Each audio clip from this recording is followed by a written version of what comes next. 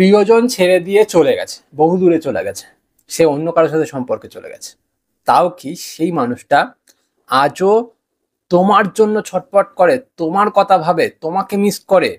কি করে বুঝবে?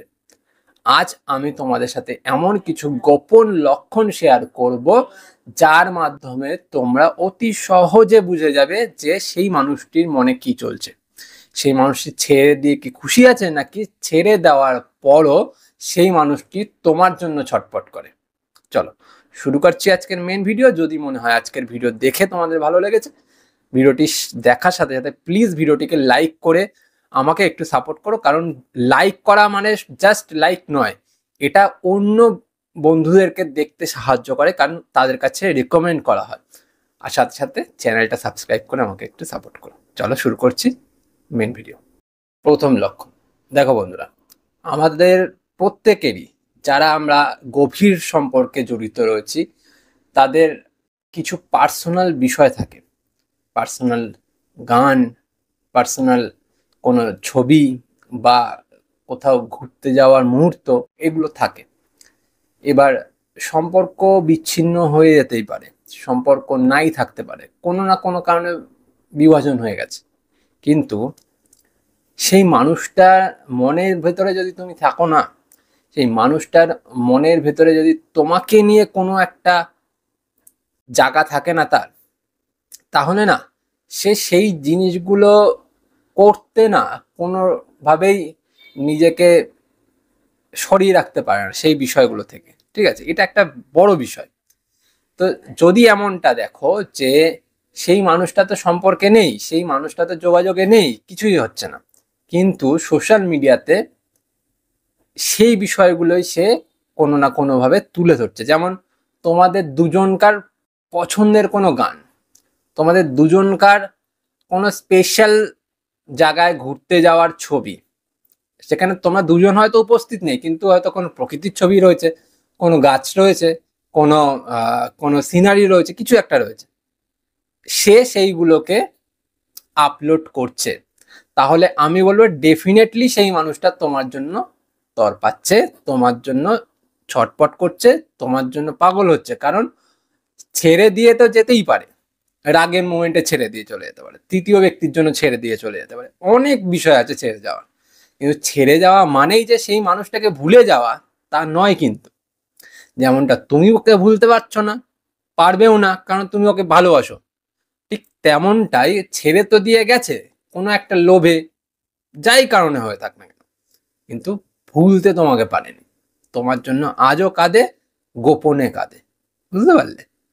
সেকেন্ড পয়েন্ট, যেই মানুষটা তোমার সাথে সম্পর্কে নেই, বহুদিন হয়ে গেল সে ডিটাচ রয়েছে, তাই তো?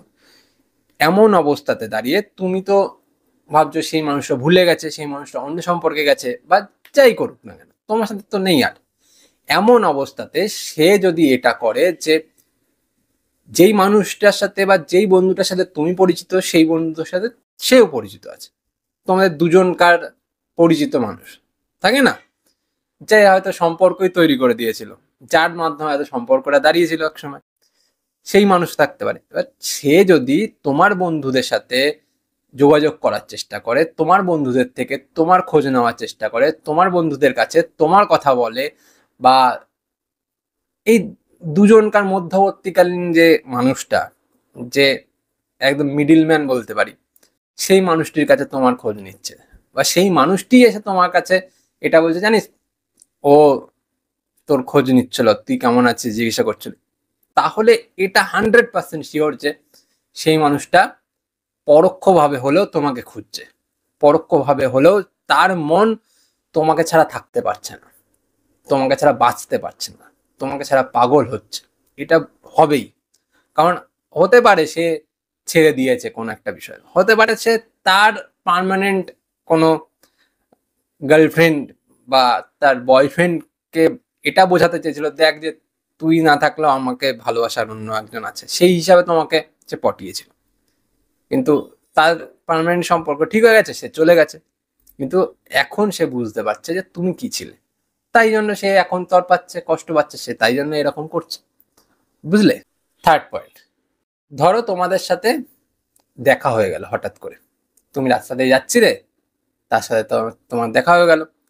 এমন অবস্থাতে যদি এটা হয় যে সে অস্বস্তিতে পড়ে গেল বা সে অতিরিক্ত খুশি হয়ে গেল তোমাকে দেখার পর, এই দুই বিষয় কিন্তু এটা প্রমাণ করে দেয় যে সেই মানুষটার মনে এখনো তুমি আছো, সেই মানুষটা এখনো তোমায় চায়, সেই মানুষটা এখনো তোমার জন্য পাগল হয়।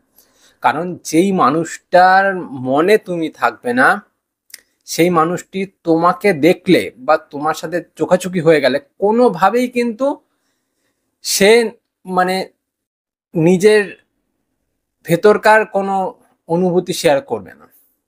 যেই মানুষটা তোমাকে দেখে পাগল, তোমাকে দেখার পর তার প্রতিক্রিয়া চেঞ্জ হচ্ছে, সে অস্বাভাবিক বিহেভিয়ার করছে, তার মানে এটাই যে সে ভালোবাসে, সে মিস করে, সে এখনো তোমায় চায়।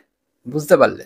লাস্ট পয়েন্ট, দেখো বন্ধুরা, হয়তো তার মুখে সবসময় হাসি থাকে, সেই মানুষটাকে দেখো যে অল টাইম হাসছে, হেসে কথা বলছে, বন্ধুদের সাথে ইয়ার্কি ফাজলামি করছে, মজা করছে, হ্যাং আউট করছে, সব করছে, সে সব রকম ফটো দিচ্ছে, ছবি দিচ্ছে, সোশ্যাল মিডিয়া একদম ভরিয়ে রেখেছে।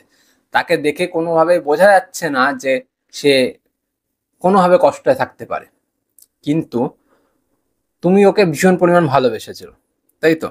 আর যখন তুমি তাকে ভালোবেসেছো, তার প্রত্যেকটা গতিবিধি তোমার নজরে আছে, তুমি বোঝো, তুমি জানো। এবার সেই ক্ষেত্রে আমি এটা বলতে পারি যে তুমি তার চোখের দিকে তাকালে তার মন তুমি পড়ে নিতে পারবে, সে কি চলছে তার মনে, সে কি বোঝাতে চায়, সবকিছু বুঝতে পারবে। তাই এত কিছু তো দেখছো, কিন্তু তার চোখটাকে ভালো করে নজর করো। যদি মনে হয় যে